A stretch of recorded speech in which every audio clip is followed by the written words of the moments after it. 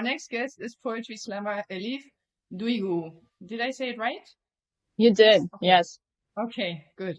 So you were born in Istanbul and you grew up in Vienna. You are under 20, so I suppose under 20 years. No, I'm poetry 21. So Yes, that's true. That back then you made the That's championship true, yes. being under 20. Okay. And then you've participated in international slammer events and competitions. In your poetry, you talk about racism and prejudices, about your experiences that you share with many other Austrians who have a migration background. And what calls attention is the serenity and self-confidence with which you present your text. So what motivated you to write poetry to start with, and why poetry slam instead of writing poetry books, for example?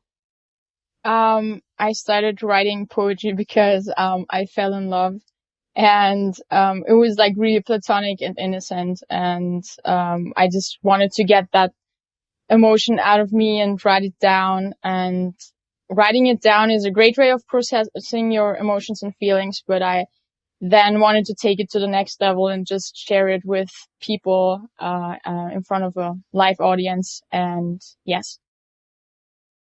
Okay, so you're a young woman with talent and migration background. Sometimes artists are worried to be categorized or labeled. Is that any issue for you? Any concern? Not really. I'm just being me and doing what I do, and I think I'm gonna keep doing what I'm doing, and maybe even just like being myself helps to get rid of those labels. Maybe it helps the people who do label me to see me in a different light, and maybe it helps to get rid of that. Your poem today is titled Mek Migration's Memory. You have to explain us the Mek thing, and maybe you can give us some head-ups on it. So, it is basically just me talking about my experience as a person who grew up here with a migrational background, and I'm kind of comparing my life and parts of my life to a McDonald's menu. That's why I put the Mac in front of it. I had the idea when I was sitting in McDonald's one day and eating a cheeseburger. I will also talk about that in the poem, and that's basically it. Since we're going really well on time, I'm going to use this chance just to make a really quick description of what you said in Catalan. We might have some people following who maybe are not so, who would like to hear it also in Catalan because of the English. So, bàsicament, la Elif té un rerefons turc, és d'Istanbul, i el que explica en la seva... Ella és una poetry slammer, i el que explica en els seus versos és bàsicament com ella se sent, està discutint temes com el racisme, com prejudicis, però simplement també escriu per fets com l'amor, per sensacions com l'amor, i compartir aquests sentiments. I ens presentarà avui una poema que es diu Mek Migration's Memory, és com memòries de Migration Mac, i això està relacionat amb McDonald's, perquè quan ella va estar a McDonald's doncs va tenir aquella idea quan va menjar un cheeseburger i es sentia com aquell pepino, perdoneu que no sé com es diu ara en català, però se sentia una mica fora de lloc. I això és el que ens explicarà ara en la seva gravació de poema. So thank you, Elif, for joining us today. Hope to see you again soon. I already mentioned it before that it would be really nice to welcome you one day in Barcelona. And, I would love that. It would be really fun. So, and if you're interested in learning more about Elif and following her, now again, you get her information on the introduction card, and we're really looking forward to Mek Migration Memories.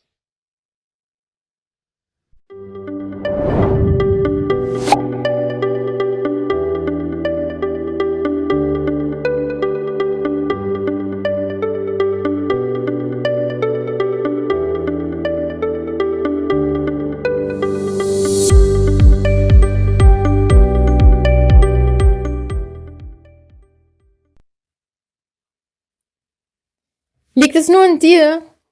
Oder arbeiten einfach alle Türken so langsam wie du? Fragte mich meine Hortbetreuerin, als ich 7 Jahre alt war. und wieder mal die Letzte, die immer noch an der Hausaufgabe saß. Nein, Sapsi, das liegt an mir und daran, dass ich zu Hause kein Deutsch spreche. Und ja, da kann es schon mal passieren, dass ich für meine Deutschaufgabe länger brauche als die anderen Kinder. Dachte ich mir im Nachhinein, sagte da aber nichts, weil ich zu langsam war, mir etwas Gescheites einfallen zu lassen. Und es waren Aussagen wie diese, die dazu geführt haben, dass ich mich während meiner Kindheit und frühen Jugend wie die Gurke im Cheeseburger fühlte. Einfach fehl am Platz. Als ob mich keiner mag, ich aber trotzdem da bin. Und manchmal, da mussten die Leute nicht einmal etwas sagen, denn ein Blick von ihnen, zum Beispiel im Bus, hat mir gereicht, um mir das Gefühl zu geben, dass ich der Plastikstrohhalm in ihrer Cola bin. Schlecht für ihre Umwelt. Ich liebe es, in dem blauen Wiener Bezirk Simmering aufgewachsen zu sein, welches während meiner Kindheit mit Stachelplakaten geschmückt war, die mir Slogans entgegenschleuderten, wie zum Beispiel der Hamstadt Islam oder Wien darf nicht Istanbul werden. Und ich liebe es, dass es jetzt ein Ibiza-Video gibt, welches beweist, dass Karma keine Bitch, sondern eine gottverdammte Heldin ist. Ich liebe es, wenn mich meine Mama zu irgendwelchen Behörden mitnimmt, um sicher zu gehen, dass ich einschreiten kann, wenn sie etwas nicht versteht. Jedes Mal, bevor ich einschreiten muss, versucht sie aber lieber selber nochmal nachzufragen, wenn etwas nicht klar ist. Ich liebe es, wenn dann die Person gegenüber von ihr anfängt, sie wahrlich anzubrüllen, anstatt zu versuchen, den Satz anders zu formulieren. Angeschrien zu werden bedeutet nicht, dass man ihn auf einmal versteht, Leute. Nein, es ist demütigend. Und ich liebe es, wenn ich irgendwo für meine Deutschkenntnisse gelobt werde. Ich meine, ist ja nicht so, als ob ich hier aufgewachsen wäre und Deutsch im Grunde genommen meine Muttersprache ist, aber Dankeschön. In diesem Sinne, du sprichst auch sehr gut Deutsch. Und das ist irgendwie lustig und ironisch, denn wisst ihr, meine Deutschlehrerin und mein Klassenvorstand haben beim allerersten Elternsprechtag im Gymnasium meiner Mutter erklärt, dass sie glauben, dass ich das Gymnasium nicht schaffen werde und ob es nicht schlauer wäre, mich gleich in eine Mittelschule einzuschreiben. Ich liebe es, dass meine Mama nicht darauf gehört hat und ich 8 Jahre danach maturiert habe, ohne ein einziges Mal sitzen zu bleiben. Und es stimmt schon, ich hatte es bis zur 3. Klasse im Deutschunterricht nicht leicht, sondern habe für 4 Jahre wahrlich kämpfen müssen. Aber ich liebe es, dass meine Texte jetzt in Büchern gedruckt werden und ich gebucht werde, um Menschen meine Texte vorzutragen. Ich lebe jetzt schon seit 20 Jahren in Österreich. Ich bin hier aufgewachsen, ich bin gut integriert und zum Beispiel tun mir nach dem Sport nicht die Beine weh, sondern die Haxen. Und ich glaube, ich werde es niemals verstehen, warum manche Menschen so hasserfüllt sind und gegen andere Menschen hetzen. Ich meine, ist das nicht einfach mega anstrengend? Warum macht man das? Wozu? Du meinst, du bist so mega österreichisch, aber ich kenne bestimmt mehr Falco-Lieder als du. Und was ich mit diesem Text sagen will, ist, dass ich hierher gehöre und noch mehr, dass ich ein Teil von diesem Land bin und dass es für mich mittlerweile zu anstrengend und mühsam ist, mich jedes Mal dafür rechtfertigen zu müssen.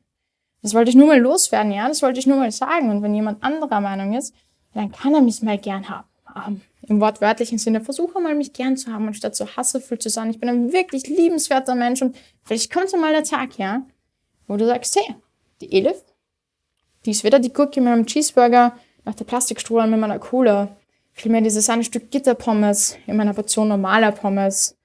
So unerwartet, aber so einzigartig und toll. Ich freue mich, dass sie da ist und ein Teil von diesem Land. Es ist einfach sehr, sehr schön. Ich liebe es.